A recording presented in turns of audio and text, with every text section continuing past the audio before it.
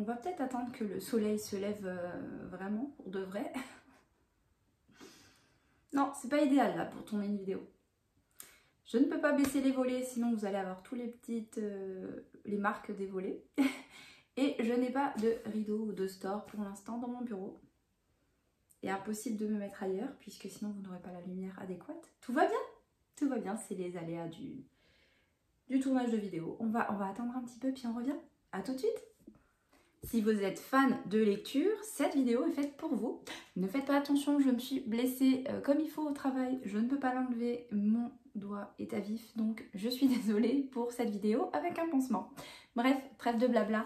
Aujourd'hui, une vidéo tant attendue, je l'espère en tout cas. Moi, j'avais très hâte de vous la tourner. C'est ma vidéo sur mes petites liseuses. Oui, actuellement, j'en ai 3. Je vais tout vous expliquer. Si ça vous intéresse et que vous êtes tenté ou que vous lisez déjà en numérique, que vous hésitez sur une liseuse peut-être, je pense que cette vidéo peut-être peut éventuellement vous aider, parce que moi je me suis posé énormément de questions à mes débuts. J'ai fait parfois des erreurs de parcours en achetant une liseuse, donc j'espère répondre à quelques-unes des questions que vous vous posez. Alors, je suis désolée, on a le soleil qui se lève, on va pas se plaindre parce qu'il est là, le soleil, donc il se peut qu'il y ait quelques ombres, etc. On va faire comme on peut. J'avais très hâte de vous tourner cette vidéo, donc on va commencer tout de suite parce que j'ai beaucoup de choses à dire. Alors, il faut savoir que dans ma vie, je crois que j'en suis à ma actuellement 6e liseuse. Ça fait beaucoup, je suis d'accord avec vous, mais je vais tout vous expliquer. Ma première liseuse, je ne l'ai pas gardée très longtemps, très honnêtement. C'était, alors je ne l'ai plus, certaines, vous verrez que certaines liseuses, je vais devoir vous mettre des petites incrustations d'images parce que je les ai revendues pour en acheter d'autres. Ma toute première liseuse, c'était une toute petite format mini, elle était vraiment minuscule, mais minuscule. C'était une petite Sony PRS 350, il me semble, je vous trouverai une petite photo. Il me semble que je l'avais pris de couleur bleue. Très honnêtement, j'ai pas grand chose à vous en dire. C'était vraiment le début des livres numériques, des liseuses, on en parlait encore pas beaucoup, bien que Kindle avait quand même déjà pas mal d'avance à l'époque là-dessus, et qui a toujours de l'avance, même s'il se fait rattraper un petit peu par Kobo. Donc du coup, c'est vrai que j'avais commencé à m'y intéresser. Pourquoi j'avais pris une Sony? Je n'en ai aucune idée, je ne sais pas. Je pense que j'ai voulu peut-être un petit peu me précipiter. Et du coup, j'avais pris une toute petite liseuse. Je l'aimais beaucoup, je la trouvais très mignonne, très compacte, très petite. Elle rentrait clairement dans la poche d'un pantalon. Elle était vraiment très petite. Et en fait, j'ai pas adhéré. J'ai pas adhéré tout de suite au livre numérique, à la lecture numérique. J'étais encore très attachée au format papier. C'était à l'époque où j'avais encore mes 6-8 bibliothèques, tout derrière moi, etc. Donc du coup, ouais. Format trop petit, liseuse mal choisie. À l'époque, il n'y avait pas encore le rétroéclairage sur les liseuses. Et moi, je lisais essentiellement le soir, donc voilà, j'ai pas adhéré de suite. Donc je l'ai revendu sur, il me semble, Presse Minister, pour vous dire, à l'époque, c'était pas encore Rakuten, donc ça date. Et il me semble que c'était en 2012. Donc ça fait, ma première liseuse, c'était il y a 12 ans. Voilà. Ensuite, j'ai craqué pour la Kobo Glow avec le dos rose matelassé. Je l'ai adorée, cette liseuse, honnêtement, je l'ai gardée quand même quelques temps.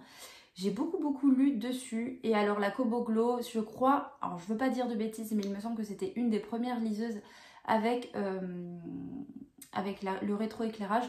Kobo et Kindle évidemment se talonnaient un peu au niveau des technologies. Donc quand la Kobo Glow est sortie, je pense que la première Paperwhite a dû sortir. Voilà, je dis peut-être des bêtises, mais il me semble que vraiment ils se talonnaient un peu au niveau des avancées technologiques. Et c'est à peu près toujours le cas aujourd'hui. Donc j'avais craqué pour la Kobo Glow avec son joli dos matelassé. Je crois qu'à l'époque il y avait bleu, gris, violet et rose, quelque chose comme ça. Moi j'avais pris la rose évidemment. Ça ne servait à rien puisqu'elle était dans une pochette de base. Je me souviens même plus comment était ma pochette à l'époque. Honnêtement, je m'en souviens. Si, elle était violette, violet foncé. Je vous mettrai également une photo de devant et du dos. Elle était blanche.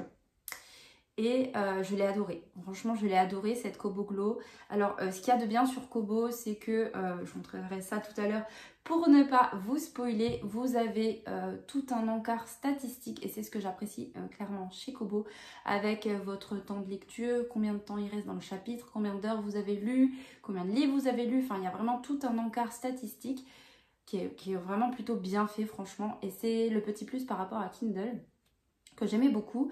Et il y a des sortes de badges en fait quand vous réalisez, je sais pas, vous avez lu tant de livres, vous avez acheté votre premier livre sur le Kobo Store, patati patata, vous avez des petits badges en fait qui valident en gros comme des sortes de médailles qui valident votre progression dans la lecture numérique. Donc je trouvais ça assez, disons, interactif en fait et ludique, donc c'était plutôt cool.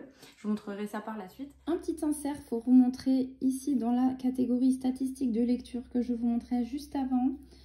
J'ai oublié de vous montrer les badges dont je vous parlais en fait, qui sont chez Kobo depuis leur première liseuse. Vous voyez, Reading Life par exemple, en des lectures électroniques plus amusantes, plus sociables et plus utiles en construisant votre Reading Life avec Kobo. Donc ça c'est quand vous suivez vos statistiques par exemple. Donc j'ai débloqué le badge. Ici par exemple, livre refermé, donc j'ai lu un livre. Voilà, c'est ce genre de badge et de récompense. Vous voyez là par exemple c'est en cours. Ici, par exemple, appuyez sur un livre et maintenez l'appui pendant quelques secondes pour obtenir cette récompense.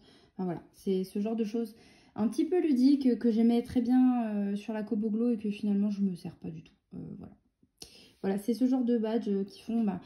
c'est ce qui fait vraiment le charme de Kobo. Ça, j'avoue que c'est appréciable, mais en soi, dans la pratique, je ne l'utilise pas. Voilà pour le zoom sur les récompenses, les badges et les statistiques de lecture. Et c'est pour ça, en fait, pour le côté statistique, que j'avais choisi une Kobo Glow à l'époque. Je l'ai gardée jusqu'à donc de 2000... je pense que je l'ai acheté en 2013 ou 2012, je ne sais plus. J'ai dû revendre la Sony et racheter directement la Kobo Glow direct derrière. Donc je l'ai gardée de 2012 à 2015. Je l'ai adorée, elle était totalement encore fonctionnelle. Pourquoi j'ai changé de liseuse? Parce que du coup j'ai été tentée par la Kindle Paperwhite. Voilà, tout simplement, j'aurais pu très bien garder ma Kobo Glow et je pense qu'aujourd'hui elle fonctionne encore. Je ne l'ai plus parce qu'en fait je l'ai offerte à ma belle-sœur. Je l'ai offerte en fait pour pouvoir m'offrir la Kindle Paperwhite du coup 6e génération en 2015. Et du coup ça a été la révélation. Et ma petite Kindle Paperwhite de 2015, je l'ai toujours, elle fonctionne toujours. Voilà, je l'ai toujours. Alors je suis face à la fenêtre, donc comme d'habitude ça va faire un petit peu de reflet. Là surtout qu'on va parler d'écran, mais en soi vous voyez c'est pas comme un écran, on voit un petit peu. Mais vous pouvez très bien lire au soleil, hein, c'est une des particularités. Donc elle est en super état, j'espère que vous verrez un petit peu. Alors là, il y a la page d'enregistrement du Kindle parce que j'ai tout réinitialisé pour pouvoir la remettre en vente parce que je vais m'en séparer. Mais j'ai attendu de vous faire cette vidéo pour pouvoir vous en parler. Alors, je vous montrerai autre chose. On va pas pouvoir le voir le menu ici, mais on le verra sur une autre. Je l'ai adorée, elle fonctionne toujours. J'ai eu l'impression à un moment qu'elle ne tenait plus trop la charge et en fait c'est parce que j'avais, disons que j'utilise un câble générique et je pense que c'est pas l'idéal pour les liseuses, c'est mieux d'utiliser le câble d'origine. Or ce câble de la Kindle je l'ai perdu et c'est quand même un peu, je crois que c'est pas donné un câble Kindle avec un chargeur complet. Donc j'avais acheté un câble de chez Action, je pense que c'est mieux d'acheter un câble d'origine. Et pareil, j'avais l'impression qu'elle avait une certaine latence. En fait, c'est une ancienne liseuse, elle est de 2015, donc c'est pas non plus les toutes dernières technologies. Et c'est vrai qu'on s'est habitué à ce que nos téléphones de maintenant, tous nos trucs un peu électroniques soient très réactifs. Et c'est vrai que j'avais l'impression qu'en fait elle buguait. Et en fait non, c'est que c'était pas la rapidité, la réactivité de nos jours maintenant. Donc j'avais l'impression que c'était, je vous avais montré il me semble dans une précédente vidéo, il y avait une certaine latence en fait quand vous changiez les pages. Et bon, ça me gênait quand même un petit peu, ça faisait quelques secondes, il fallait 1 ou 2 secondes pour que, enfin une seconde sûre pour que ça change de page. Et c'est vrai que ça coupait un petit peu dans la lecture, dans notre élan. Et donc du coup, j'ai voulu changer de liseuse, évidemment. Celle-ci, je l'ai gardée très très longtemps, je l'ai gardée de 2015 à maintenant. Donc ça fait 9 ans que je l'ai, voilà, elle fonctionne toujours au top, elle est en parfait état, je n'ai jamais mis d'écran de protection et elle n'a rien du tout. Je l'ai pris partout, je l'ai pris en voyage en Espagne, je l'ai pris en Angleterre, je l'ai pris partout, je l'ai pris à la pêche quand j'allais au bord de l'eau avec mon copain qui est pêcheur. Je l'ai pris partout, vraiment partout, dans l'avion, vraiment, elle m'a suivi partout et je l'ai adorée. Ce que j'aime particulièrement avec Kindle, alors les différences notable, je trouve, que j'ai eu. J'avais une autre pochette que j'ai changée récemment et je l'ai gardée pareil 10 ans, enfin 9 ans. J'avais une autre pochette bordeaux fuchsia comme ça qui avait été complètement, elle était complètement défoncée. Hein. Et cette pochette là je l'ai achetée sur Vinted à je crois 5 €. Et c'est l'officiel Kindle qui fait veille normalement. Donc cette Kindle Paperwhite, donc c'est la 6e génération de 2015. Franchement je l'ai adorée. Ouais, vous voyez je l'ai encore et j'ai lu encore très récemment dessus, là la semaine dernière. Mais voilà, je décide de m'en séparer. Et la différence notable entre la Kobo Glow et la Kindle, j'ai trouvé personnellement que la Kindle, quand je suis passée de la Kobo à la Kindle à l'époque, c'était vraiment une révélation. Je dirais en fait, et ça c'est un avis totalement personnel, je ne suis pas une experte, je vous partage simplement mes retours en tant qu'utilisatrice et grande lectrice sur liseuse et numérique. J'ai trouvé que c'était le Kindle, c'était le Apple de la lecture numérique. En fait, c'était comme une évidence. C'est beaucoup plus intuitif, beaucoup plus facile, je trouve. C'est très intuitif. Vraiment, si je devais donner un adjectif, c'est vraiment intuitif. Tout se fait très rapidement, très facilement, comme un iPhone en fait. C'est pas pour vanter les mérites, mais c'est très intuitif, très simple, je trouve, de mise en place. Sur Kindle, vous trouvez tout ce que vous voulez en lecture en anglais, en lecture en français. Les livres anglais sont beaucoup moins chers que les français. J'avoue que je lis pas beaucoup en anglais parce que du coup je n'ai pas un assez bon niveau, je pense, pour être très fluide. Je mets quand même pas mal de temps à lire un livre en anglais. Ce qui est super dans les liseuses, peu importe la marque, c'est que vous avez des dictionnaires intégrés. Donc ça, franchement, c'est super pour lire en numérique. Vous n'avez pas besoin de vous arrêter pour chercher sur votre téléphone ou dans un dictionnaire le mot que vous ne comprenez pas. Même si les profs d'anglais vous disent en général de ne pas s'arrêter sur un mot qu'on ne comprend pas. Parfois, c'est le mot qui donne tout le sens à la phrase. Donc moi, parfois, j'aime bien quand même lire de quel mot il s'agit. Donc ouais, la Kindle c'était vraiment une révélation et c'est je pense pour ça que je l'ai gardée aussi longtemps. J'ai lu énormément de livres dessus, elle a très peu d'espace de stockage, je crois j'ai regardé, il me semble qu'elle a 3 Go de stockage et j'ai jamais eu de soucis, pourtant je l'ai remplie, j'ai jamais eu de soucis de stockage. Donc honnêtement actuellement j'ai des 32 Go, je peux vous dire que je suis loin de les remplir à mon avis. Et du coup je vais vous montrer les 2 autres que je possède. Comme ça, je vais pouvoir vous montrer vraiment à l'intérieur des liseuses parce que du coup, ici, comme je l'ai réinitialisé, je ne peux plus aller dans les menus. Ensuite, du coup, j'ai échangé cette Kindle Paperwhite récemment. Je pense que je l'ai commandée en... Je sais plus quel mois. En 2024, en tout cas. Ça devait être peut-être soit fin 2023, soit début 2024. J'ai commandé la Libra 2. Alors, la Kobo Libra 2. Hop, qui est comme ceci. Vous allez voir ma lecture en cours. Donc c'est Remember the Cheerleaders de Karatoma, il me semble. Oui, Karatoma chez Vips. Ce que j'aime beaucoup, c'est que ce qui n'avait pas sur ma Kindle, mais c'est parce que j'avais pris une liseuse avec pub, je n'ai jamais réussi à mettre la couverture du livre en cours sur mon écran de veille. Je crois qu'il y a des manips pour payer 10 € de plus supplémentaires pour enlever, pouvoir remettre. En tout cas, moi, j'ai pas l'option. Je pense qu'elle est plus vieille que cette option maintenant de mettre la couverture. Je ne peux pas le faire sur la mienne. Normalement, dans les paramètres, vous pouvez afficher la couverture du livre en cours. C'est pas possible sur la Kindle et j'avoue que c'est quand même super appréciable. Voilà, j'aime beaucoup. J'aime beaucoup le fait aussi que Kobo mette le temps en fait sur l'écran de veille. 31% lu, encore 4 heures à lire. Donc c'est plutôt cool. J'aime beaucoup également le bouton de veille et d'allumage qui est là derrière, qui ne gêne absolument pas. Parce que moi je tiens ma liseuse comme ça quand je lis, donc ça gêne absolument pas. Là où sur Kindle en fait, moi j'ai jamais été gênée. Certains utilisateurs sont gênés parce qu'ils mettent leur doigt en dessous, moi pas, moi je la tiens comme ceci. Et c'est vrai que le bouton de veille il est ici chez Kindle. Donc c'est vrai que ça gêne certains utilisateurs. Moi de la manière dont je tiens ma liseuse, ça me gêne absolument pas. Je mets pas le doigt en dessous, donc ça m'a jamais mis, pardon pour le reflet, ça m'a jamais mis en veille ma liseuse. Voilà pour ceci. Ensuite, les badges et les statistiques. Donc, l'écran de Kobo d'accueil se trouve comme ça. Je trouve, donc je vais vous donner les avantages par rapport à la Kindle, que l'écran d'accueil est beaucoup plus clair et organisé chez Kobo que chez Kindle. Je préfère la disposition de chez Kobo. Est-ce que vous voyez bien? Est-ce qu'il faut que je monte la luminosité? Je vais aller voir. Hop. Je pense que vous verrez peut-être mieux. Bon, j'ai monté au maximum la luminosité. Là, on voit pas parce que je suis en plein soleil, mais voilà, elle est très bien, très lumineuse. Donc moi j'ai la Kobo Libra 2, maintenant je sais qu'il y a des nouvelles liseuses couleurs, qui sont sorties chez Kobo, je vous en parle après. Donc voilà l'affichage, ici vous avez vos livres que vous possédez, ici c'est les livres que j'ai déjà lus. Voilà, ça c'est mes livres, tous ceux de ma bibliothèque, ça c'est mes livres en cours. Vous voyez que j'ai un livre en anglais parce qu'il n'est jamais paru en français et donc j'essaye de le lire, mais voilà, 6% de lu, c'est pas ouf.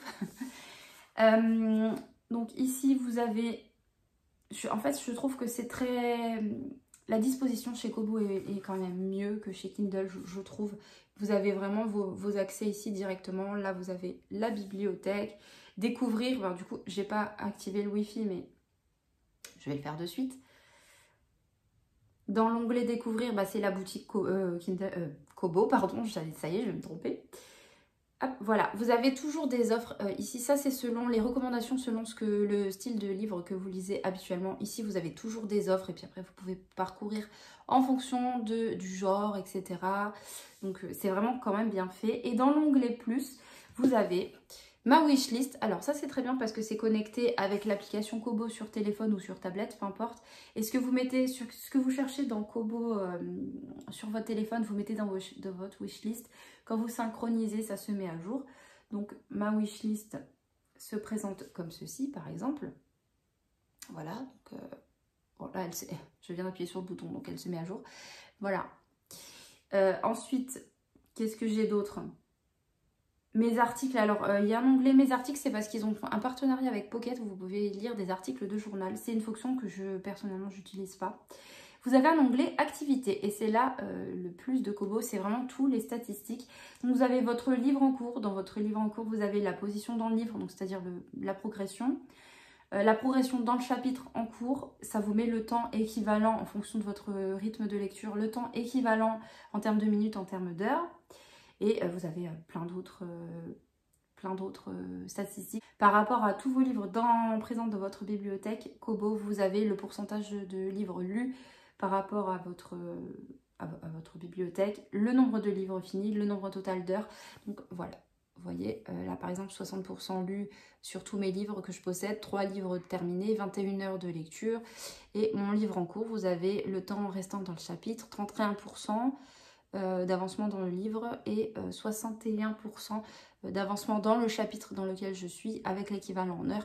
Et ça j'aime beaucoup, j'avoue, même si finalement c'est rigolo de le lire comme ça, mais en soi, dans la pratique, je n'y vais jamais en fait. Je n'y vais jamais, c'est intéressant de le voir comme ça, mais en soi, peut-être pour ceux qui font des bilans chiffrés, bilan lecture à la fin de l'année, bah en fait, j'adore quantifier, chiffrer, etc. Mais en fait, je m'en sers pas. Je m'en sers pas et c'est une super option, mais à l'usage, en fait, la seule option dont je me sers très souvent, c'est le temps restant dans le chapitre et non pas dans le livre. Quand je vois, par exemple, et ça sur Kindle, on peut le modifier également, on peut le voir. Quand je vois 6 heures restant dans le livre, moi, ça me démotive. Je préfère voir le temps restant dans le chapitre.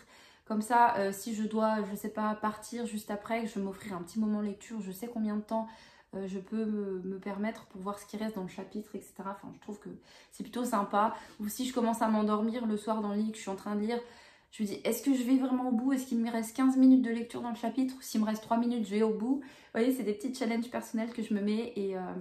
Et ça, voilà, j'aime cette option que moi j'utilise. C'est vraiment le temps restant dans le chapitre. Tout le reste, c'est plutôt accessoire, c'est plutôt gadget, même si j'avoue que c'est très appréciable quand même. Ensuite, vous avez fonctionnalité bêta. Ça, je m'en sers jamais non plus. Vous avez le mode gros caractère, navigateur web directement depuis votre liseuse. Donc, je pense que c'est pour aller sur Google et autres. Carnet de croquis, ça, je m'en sers pas non plus. Et mémo, ça, c'est pour enregistrer, je pense, les nouveaux mots que vous utilisez, que vous trouvez dans les livres.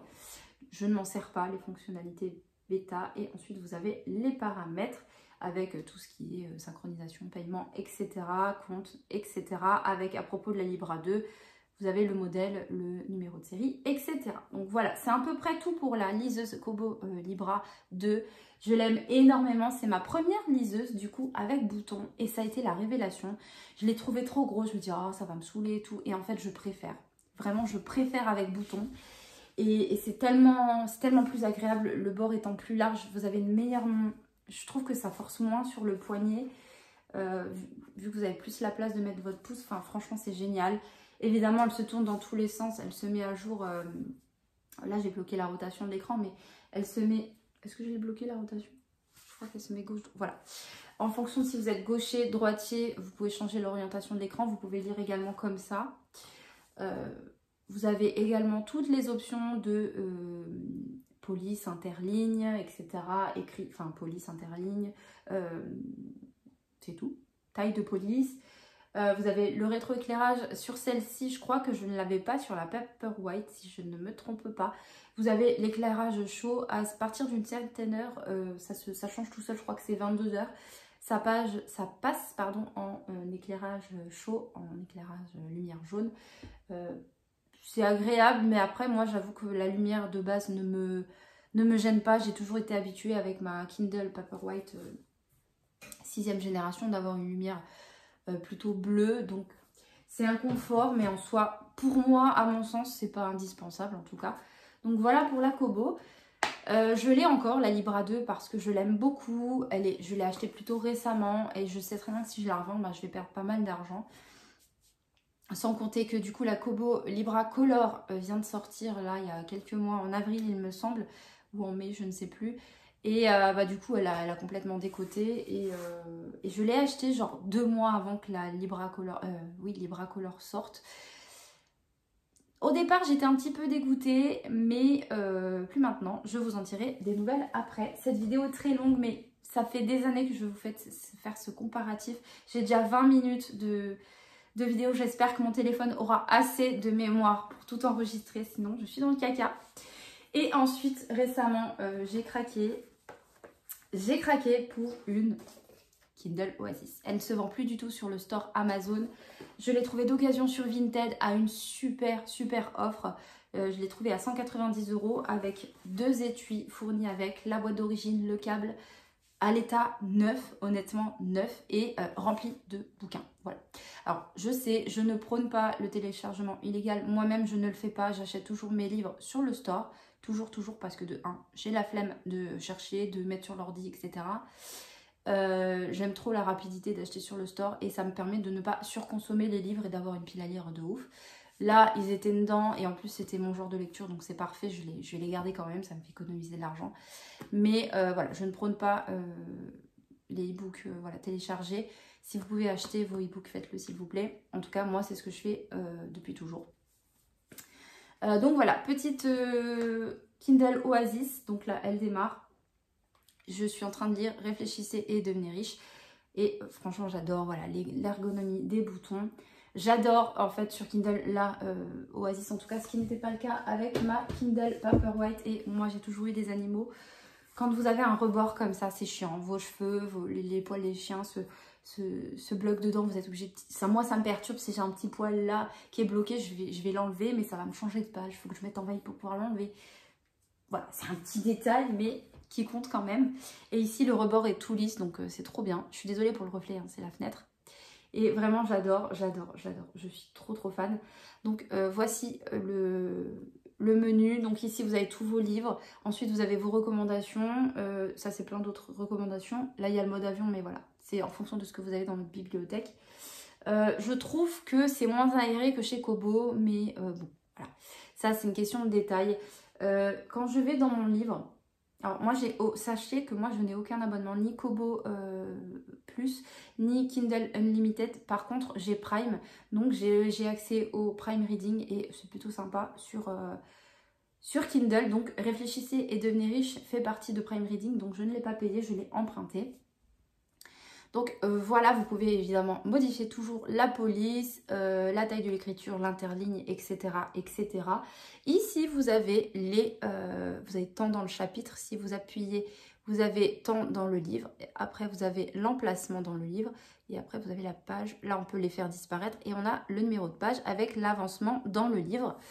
Et en fait, c'est tout ce qu'il me faut en termes de statistiques. J'avoue que je n'ai pas besoin de plus. Et tout ce qu'il y a sur Kobo, c'est très sympa, mais en fait... Dans la pratique, je ne vais jamais les lire, les statistiques. C'est sympa de temps en temps de voir où on en est, mais en soi, c'est pas indispensable. C'est gadget. Et donc, bon, voilà. Finalement, je m'en sers pas plus. La grosse différence et dont je me suis rendu compte très récemment et qui me manque et qui fait que du coup j'ai racheté une Kindle Oasis avec bouton parce que du coup maintenant je ne veux plus de liseuse sans bouton. Je la cherchais parce que c'est la seule liseuse avec bouton et qui ne se vend plus. C'est l'export de notes en fait. Je ne sais pas, je n'ai pas trouvé comment on fait et j'ai posé des questions sur plusieurs groupes francophones, anglophones, internationaux de liseuses sur Facebook, savoir comment on faisait l'export de notes sur Kobo parce que moi c'est vrai que quand je lis de la fiction, pas de souci. Par contre quand je lis énormément de dev perso, j'aime bien surligner des passages, y revenir, les relire, etc. Et donc moi, l'option export de notes m'est indispensable. Et en fait, il n'y a pas l'option sur Kobo. Vous pouvez surligner autant de passages que vous voulez. Je ne sais pas comment on exporte les notes. Il n'y a pas comment dire, l'option, il n'y a pas un bouton. Alors, j'ai ma Kindle Oasis depuis très peu de temps et le menu est un petit peu différent parce qu'elle est beaucoup plus récente que ma Kindle Paperwhite. Donc, les menus sont pas tout à fait pareils. Mais par contre, il me semble que les notes, c'est ici. Voilà, vos notes et surlignements sont en cours de chargement parce que j'ai beaucoup surligné sur ce livre. Donc voilà, j'ai beaucoup d'annotations et il me semble qu'on peut... Voilà, ici vous avez un petit logo pour les exporter. Les exporter et vous pouvez... en fait, il vous envoie directement dans votre boîte mail avec un fichier en couleur, fichier... très bien, disons qu'à chaque citation, ils vous mettent l'emplacement dans le livre, tout le passage que vous avez surligné et puis c'est séparé par des sections comme ça, c'est très propre. Vous pouvez imprimer ça, faire un porte-vue, enfin c'est ce que je vais faire en tout cas et pouvoir y revenir dans vos notes. Franchement, moi j'adore cette option que dans Kobo, c'est pas possible. Dans la Kindle Paperwhite 6ème génération, c'était pas exactement pareil. Il y avait marqué export notes, mais c'est le même principe en soi. Hein. Donc voilà pourquoi j'ai racheté une Kindle. Parce que je trouve, alors, entre la Kindle et la Libra, je trouve que, voilà, ce qui manque à la Libra, c'est vraiment l'export de notes. Parce que vraiment, ça, pour moi, ça m'est indispensable. Et également dans le store, je trouve qu'on ne trouve pas toujours ce qu'on veut sur le Kobo Store. Que sur Amazon, j'ai rarement eu de soucis pour trouver des livres. Même si il y a beaucoup d'auto-édités, donc on trouve beaucoup plus de choses sur le store Amazon. Et moi, je lis un peu des livres de dev perso, mais aussi qui portent sur l'argent, sur le mindset.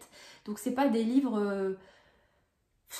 c'est des livres simples, mais je trouve qu'on les trouve pas toujours, en fait. Ou alors, on les trouve, mais pas en français, sur Kobo. Enfin, il n'y a pas tout à fait le même catalogue, je trouve.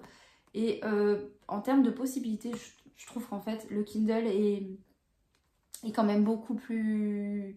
Voilà, il y a beaucoup plus de choix sur le store. En plus, j'ai Prime Reading, que je paye pas plus, hein, parce que je paye avec mon abonnement Prime. Je pense que quand vous avez Prime Reading, vous n'avez peut-être pas forcément besoin d'avoir Kindle Unlimited. Je sais pas, moi je me suis jamais abonnée, mais voilà. Si je devais en choisir qu'une, donc du coup j'avais acheté la liseuse, il y avait un deuxième étui avec, il n'est pas hyper joli celui-là, mais il a le mérite d'être là. Par contre, un truc que j'avais pas sur mes pochettes de liseuse et qui me sert énormément, sur celle-ci en fait, du coup qui était avec la liseuse, il y a un... Alors mais ça c'est trop génial parce que quand je mange le midi, sur mes pauses de midi, je me mets ma liseuse comme ceci et c'est trop confort. Franchement, plutôt que là comme ça c'est trop confort. Je vous conseille une pochette comme ça avec un rabat qui permet de la mettre droite parce que c'est trop bien. Alors, bilan. Du coup, bilan. Très honnêtement, non pas bilan, j'ai oublié de parler de quelque chose. J'ai oublié de vous parler d'une liseuse que j'ai renvoyée récemment. 27 minutes, j'espère qu'on va avoir le temps les gars, je me dépêche. J'ai récemment acheté, donc c'était mi-juillet, donc vous voyez là, je vous tourne cette vidéo, on est le 30, donc je l'ai déjà renvoyée. J'ai voulu tester, évidemment comme tout le monde, influencée que je suis, la Kobo Clara Color. Alors, j'ai hésité entre la Libra Color et la Clara Color, mais comme j'avais déjà la Libra 2, je me suis dit ça ne sert à rien d'acheter exactement la même liseuse, mais avec de la couleur, surtout qu'elle était à 230 € je crois, sans compter le stylet. Je voulais tester la liseuse couleur. Et je me suis dit, bah tiens, je vais me prendre un plus petit format basique, donc la Clara Color, pour lire en voiture et en voyage. J'ai pas du tout aimé l'écran. Je trouve que le contraste, alors c'est nouveau, la technologie couleur. Vivieo le fait quand même depuis quelques années, donc je ne sais pas ce que ça donne chez Vivieo. C'est pas des liseuses qui m'ont toujours intéressée. Moi j'ai toujours oscillé entre Kindle et Kobo. Viβλio ça me tente pas des masses vraiment. Pourtant c'est français mais j'aime pas trop le design et les boutons en bas. Voilà, je suis pas hyper fan. En tout cas voilà. La liseuse couleur chez Kobo c'est nouveau, j'ai voulu tester et j'ai pas trop aimé. Je trouvais que le rendu était... Si j'avais qu'une seule liseuse et que c'était uniquement la Kobo Claracolor, je pense que ça m'aurait convenu.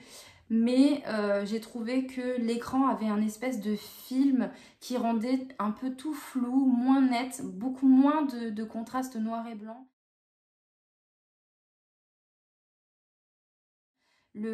Clairement, l'écran de la Libra 2 est superbe, il est très beau, c'est vraiment un écran de qualité, les contrastes sont géniaux. Par contre sur la Claracolor, ben, je pense que c'est dû à la technologie couleur. Il y avait un espèce de film comme ça avec plein de traits que quand vous passez d'une liseuse qui n'en a pas à une liseuse qui en a, vous voyez que ça en fait ça fait comme plein de fourmillements dans les yeux et j'ai pas adhéré. J'ai réussi à lire 2 livres dessus mais à chaque fois quand je revenais à celle-ci, je me disais ah non, et que je revenais à la Kobo Claracolor, c'était pas possible. Du coup je l'ai renvoyé en espérant me faire rembourser. Normalement j'étais dans les 15 jours de remboursement donc je verrai bien. Je pense que c'est la même technologie sur la Libracolor, donc voilà, je pense que la couleur pour l'instant c'est pas pour moi. À voir ce que Kindle nous sortira, parce qu'il paraît, il y a des rumeurs, rien d'avéré, mais qu'une Kindle Color va sortir fin d'année, début 2025. À voir, normalement ils n'utilisent pas la même technologie, parce que si je ne dis pas de bêtises, chez Kobo c'est de l'écran Kaleidos, et chez Kindle c'est du e-ink, donc à voir ce que ça donne. Je ne dis pas que je me laisserai pas tenter, mais j'attendrai beaucoup de retours et autres pour ne pas que ça me fasse la même chose et la même déconvenue que sur la Kobo Claracolor. Je pense que si vous n'avez pas de liseuse et que vous voulez en acquérir une, passer à une Libracolor ou à une Kobo Color, ça peut le faire parce que vos yeux ne sont pas habitués à un écran avec un meilleur contraste. Donc vous verrez que ça, vous ne verrez pas de différence. Mais moi qui ai quand même testé pas mal de liseuses, moi ça m'a gênée dans la lecture au quotidien et ça faisait comme flou et enfin je sais pas. Je pense qu'on est au début des écrans couleurs et que c'est pas forcément encore totalement abouti, même si la Libracolor est très très en vogue en ce moment. Et ben du coup voilà, je pense que pour l'instant la Kobo en tout cas Color c'est pas pour moi. Alors maintenant la question est de savoir laquelle je vais garder. Pour l'instant je n'ose pas revendre ma Libra 2 parce que je l'aime quand même beaucoup. Celle-ci, en général, reste en bas parce que j'ai une maison à, on va dire, 3-4 niveaux. Celle-ci reste tout en haut dans mon lit, enfin sur ma table de chevet. Je lis de la fiction en ce moment et celle-ci, je lis du dev perso actuellement. Donc en fait, dans la journée, le soir, je lis celle-là. Et la journée, je lis celle-là sur mes pauses de midi. Ça m'évite de monter tout en haut. Je pense qu'à terme, j'en vendrai une. Mais je pense que si je ne devais en garder qu'une seule, ce serait la Kindle. Pour l'export de notes, clairement. Et pour ce côté intuitif et facile, en fait, d'export, enfin d'achat sur le store, de trouver tout ce qu'on veut. Je pense que la Kindle correspond plus à mes attentes. Après, on en pense ce qu'on veut niveau éthique entre Amazon et Kobo. Voilà, moi je vois selon mon porte-monnaie et selon mes attentes, je pense que la Kindle correspond beaucoup mieux à mes attentes et j'éviterai d'aller voir ailleurs à l'avenir. Même si la Libra 2, honnêtement, est très très très compétitive et qualitative. Même si il me semble que... alors là pour la Oasis pardon, et la Libra, ils sont à peu près au même prix, il me semble, ils étaient autour de 230 €. Celle-ci a baissé maintenant parce que la Color est sortie. Mais c'était à peu près la même gamme de prix. Mais pour ce qui est des Paperwhite et des basiques, Kindle est quand même moins cher. Vous avez toujours l'option 10 € de plus pour ne pas avoir les pubs, etc. Voilà, ça c'est à votre guise. Mais voilà pour toutes les liseuses que j'ai eues. Voilà, j'attends de pied ferme la Kindle Couleur, j'attends de voir, je suis très curieuse. Très honnêtement, les liseuses, c'est vraiment ma passion maintenant, je lis 100% numérique. Très honnêtement, j'ai revendu tous mes livres, c'est tellement confort, tellement pratique de lire sur des liseuses que vous pouvez vous mettre dans n'importe quelle position. Enfin voilà, c'est compact, vous pouvez l'emmener partout. Enfin moi je suis 100% convaincue et je ne repasserai jamais en arrière. Il y a certains livres que j'ai conservés, c'est une vidéo que je vais vous faire également. Il y a certains livres que j'arrive pas à vendre parce que j'y suis trop attachée. Mais il faut pas se leurrer, ça se conserve pas 1000 ans les livres. Je pense que je suis pas une experte dans la conservation de livres, mais ça jaunit. Il y a parfois des taches d'humidité. Enfin voilà, c'est pas éternel les livres, en tout cas papier. Et bah, personnellement, le contact du papier, l'odeur, etc., ça me manque pas en fait. C'est pas quelque chose qui me... Vraiment qui... Peut-être il y a 10 ans je vous aurais dit autre chose, mais là c'est vraiment pas quelque chose qui me manque parce que je lis tellement plus et tellement plus vite sur liseuse que j'y trouve mon confort personnel vraiment là-dedans. Donc j'espère vous avoir aidé sur cette vidéo. C'était beaucoup de blabla, mais il y avait des choses à dire. N'hésitez pas si vous voulez des compléments d'informations sur quoi que ce soit concernant l'import d'e-book télécharger, etc. J'en parlerai pas parce que je ne le fais pas et c'est pas quelque chose que je veux encourager. Là j'ai acheté ma Kindle Oasis, elle était pleine d'e-book, ben voilà, je vais pas cracher dessus, mais sinon c'est quelque chose que je ne fais pas. Et je vous ferai une autre vidéo sur ma consommation de livres en termes de livres papier et de livres numériques si ça vous intéresse. Les liseuses numériques ont complètement changé la façon dont je consomme les livres et ça me convient bien mieux. Voilà, je vous laisse sur ces mots. J'espère que cette vidéo vous a plu. N'hésitez pas à me dire quelle liseuse vous avez, à me parler peut-être un peu des liseuses dont j'ai pas parlé et que je n'ai jamais eu entre les mains, type Vivilio et autres. Je sais qu'on parle pas mal des Books, la Palma, là, la petite format téléphone. Moi, je suis pas très fan. Mais n'hésitez pas à m'en parler, enfin, c'est vraiment une passion les liseuses numériques, donc n'hésitez pas, moi je suis ouverte à la conversation. Je suis ravie d'avoir fait cette vidéo, d'avoir enfin pris le temps de vous en parler parce que vraiment, ça fait des années que je veux vous en parler et j'aime beaucoup la lecture numérique et je vous encourage vraiment, si vous n'en avez pas, à en acheter une, dans votre budget évidemment, mais voilà. N'hésitez pas, posez-moi vos questions, mettez-moi vos petits commentaires, j'aime beaucoup vous lire et puis je vous dis à très bientôt pour une nouvelle vidéo. Salut!